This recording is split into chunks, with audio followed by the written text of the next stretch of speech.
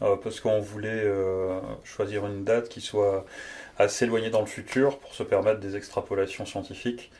À savoir qu'aujourd'hui, effectivement, la terraformation, coloniser de nouvelles planètes, ça peut être des objectifs scientifiques, mais on n'est pas encore capable de le faire.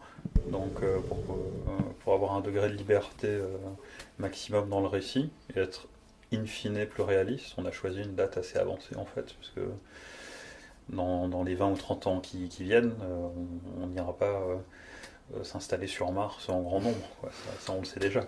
Je ne sais pas si ça arrivera vraiment dans un futur plus éloigné, mais en tout cas, il faudra attendre beaucoup plus longtemps que ça pour que, éventuellement, un jour, ça arrive.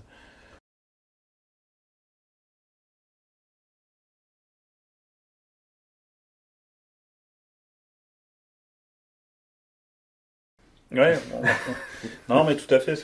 Il y a trois thématiques en fait dans Mars, trois thématiques principales qui se dégagent. Il y a d'abord effectivement la colonisation spatiale et la colonisation martienne, euh, dans le cas qui nous préoccupe ici. Il y a ensuite les politiques pénitentiaires. Qu'est-ce qu'une peine de prison? Pourquoi est-ce qu'on envoie des gens en prison? Qu'est-ce qui se passe après? Quel est le sens de la peine? Et il y a dans ce milieu carcéral la question des religions. Donc tout ça a été intégré dans un récit effectivement d'anticipation de science-fiction, dans un futur où, sur une Terre où les dégâts écologiques sont de plus en plus importants, où il y a une raréfaction des ressources naturelles, on décide de commencer à aller coloniser la planète Mars. Euh, Or, euh, la seule ressource naturelle, en quelque sorte, qui est encore disponible à volonté, c'est la ressource humaine. Donc, il est décidé que chaque personne étant condamnée à une peine de prison d'au moins 5 ans sera en fait condamnée à des travaux forcés et à aller bâtir les futures colonies martiennes dans un immense bagne, ce qui ressemble effectivement à ce qui s'est passé dans le passé, par exemple, avec les bagnes de Cayenne, où on cherchait à se débarrasser de certaines parties de la population et à les utiliser en fait comme une main-d'œuvre corvéable pour aller défricher de nouveaux territoires.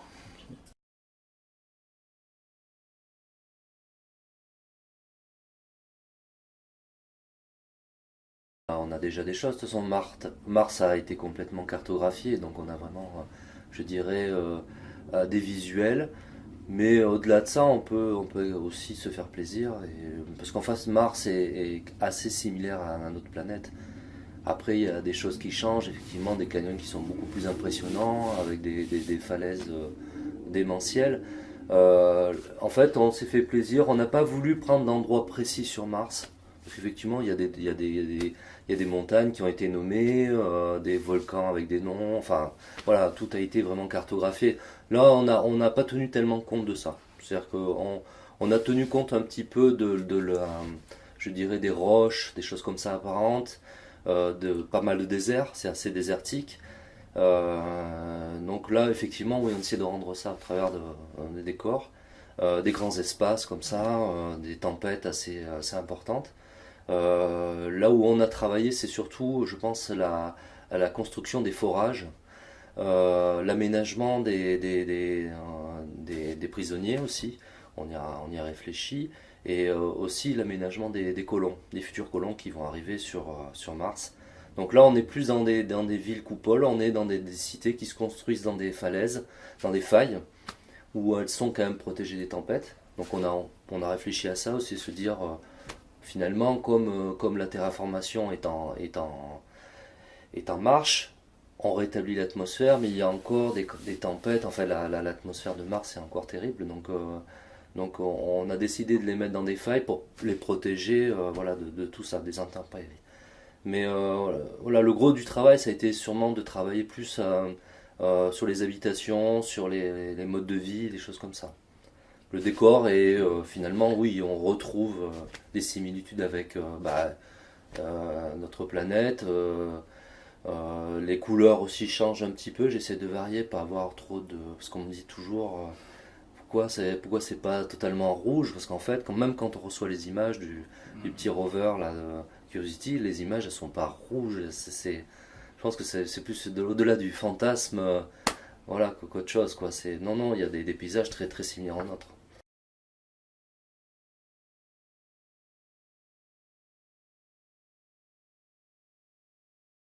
Oui, mais enfin les arbres, là aussi c'est pareil, on se dit ah, c'est des immenses baobabs qui ont été génétiquement modifiés, parce qu'en fait les baobabs n'ont pas cette végétation, enfin ce côté aussi feuillu.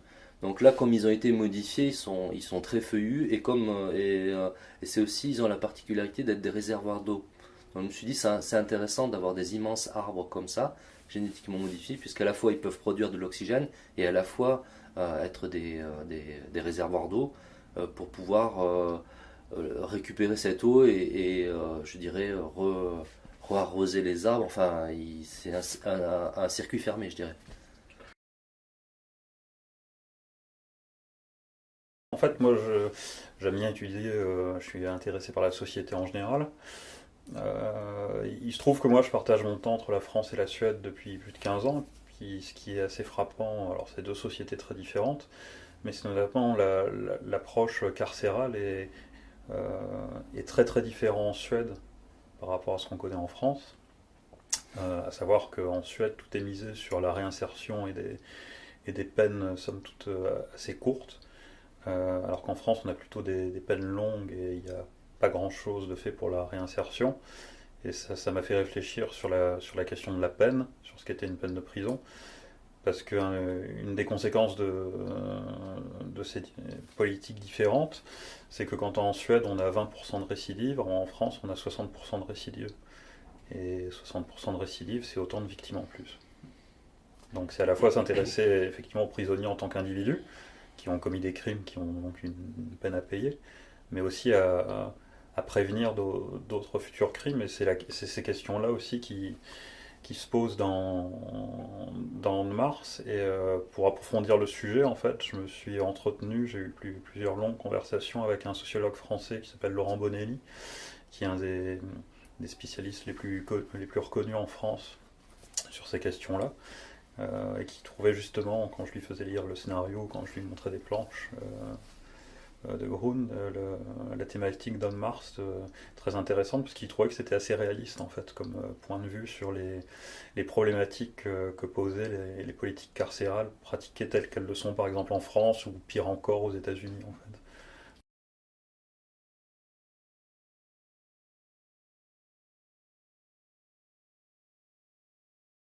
Oui, enfin ça c'est en discutant justement avec ce sociologue-là et en regardant pas mal de documents et de recherches faits sur les prisons, il se trouve qu'en prison, plus l'environnement est hostile, plus l'individu va devoir s'intégrer à un groupe pour se protéger en fait. Si on ne fait pas partie d'un groupe, on est potentiellement une cible. Donc ce groupe-là, ces groupes-là peuvent avoir en fait des aspects très différents en fait. Ça peut être d'autres groupes criminels, ça peut être des groupes qui sont fondés sur des données ethniques, ça peut être aussi des groupes fondés sur des bases religieuses. Alors parfois, c'est des gens qui se retrouvent avec une autre spiritualité, puis on peut avoir aussi des gourous qui entraînent ces prisonniers vers d'autres choses qui sont beaucoup moins positives en fait.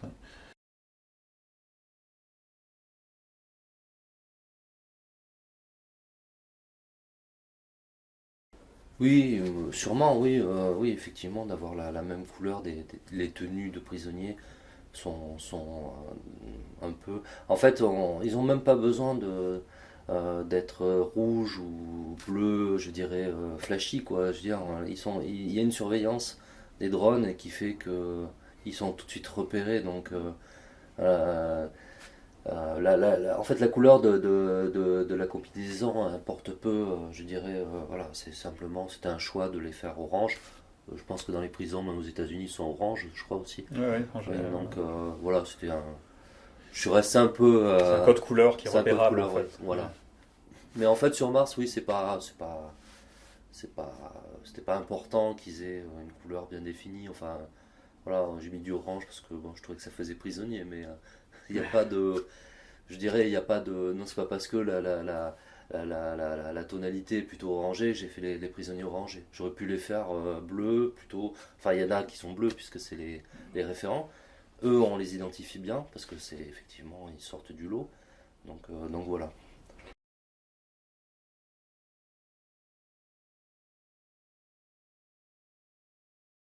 Oui, on essaye toujours de donner un peu plus de temps, la terraformation, la construction des villes, des choses comme ça, oui, je me suis fait super plaisir. Mais je suis allé quand même voir un petit peu de ce qui se faisait, par exemple, l'architecture aujourd'hui qui évolue, l'architecture modulable aussi, c'est-à-dire qu'on imbrique des choses, on peut changer, interchanger des choses. J'ai des amis qui sont architectes, donc je leur ai montré, ils m'ont donné leur avis. Et c'est aussi bien d'aller voir. On peut pas tout inventer non plus. Donc c'est aussi bien de voir l'existant aussi. C'est ce qui est bien dans On-Mars, c'est qu'il y a des points d'ancrage. En fait, on n'est pas totalement perdu. Et finalement, bon, on peut exagérer certaines choses, mais voilà, l'histoire des drones aussi, c'est leur donner un rôle. Aujourd'hui, ils commencent un petit peu à avoir ça commence à arriver dans la société, comme on commence à leur donner bon, pour l'instant, assez sommaires. L'armée les développe un peu plus. De toute façon, l'armée développe toujours un peu plus certaines choses. Donc, voilà, les drones aujourd'hui, là, enfin, voilà, on s'en sert pour distribuer des courriers. Enfin, on va s'en servir. C'est comme système de GPS aussi pour certaines choses. Là, sur Mars, c'est eux qui surveillent. Donc là, on a affaire à des machines. Donc les machines, on ne peut pas discuter avec la machine. Donc en fait, voilà, je trouve ça assez bien qu'il n'y ait aucune présence militaire, je dirais, qui encadre les prisonniers.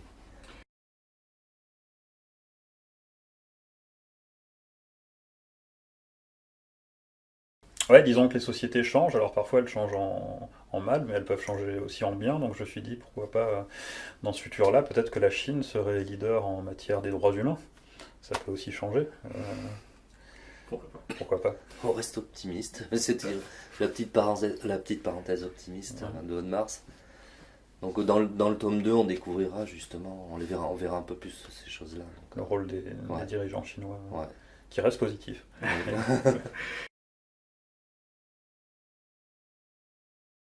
Moi, je trouvais intéressant qu'on ait une policière qui soit justement garante de ce système de répression et qui souscrive totalement.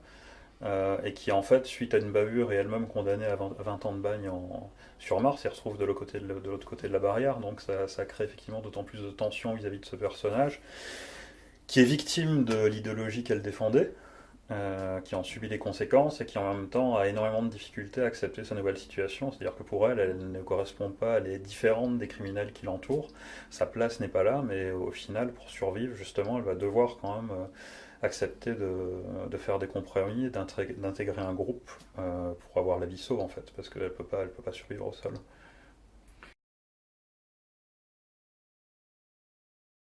Les solitaires, ça sera